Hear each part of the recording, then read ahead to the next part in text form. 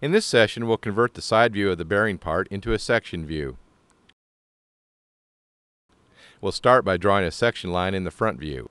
After changing the current layer to cutting plane lines, we'll click on the line icon and then draw a line that is aligned with the vertical center line.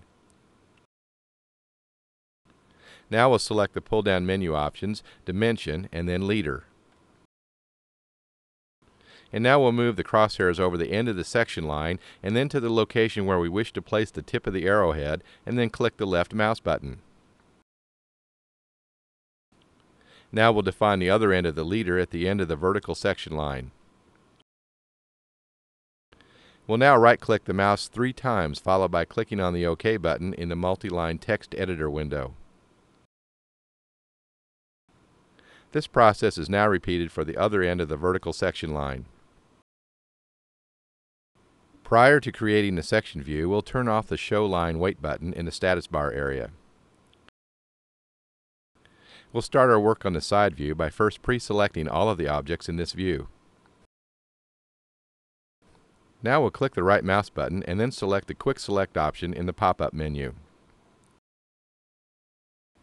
In the Quick Select window, we'll highlight Layer in the Properties list and then make sure that Hidden Lines is specified in the value box. We'll now click on the OK button. Notice that all objects in the side view have been filtered out except the hidden lines. We'll now move these selected lines to the Object Lines layer by making it the current layer in the Object Control box. Now we'll click the right mouse button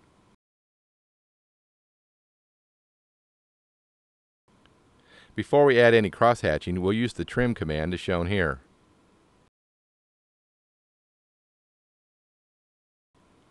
We'll now start the cross-hatching process by changing the current layer to section lines, and then clicking on the hatch icon. We'll now click on the Pick Points button in the Boundary Hatch window, and then locate the crosshairs and then click the left mouse button while it is inside each of the 4 regions shown here. We'll now click the right mouse button and then select the Enter option. And finally, we'll click on the OK button of the Boundary Hatch window and observe the crossed-hatched areas.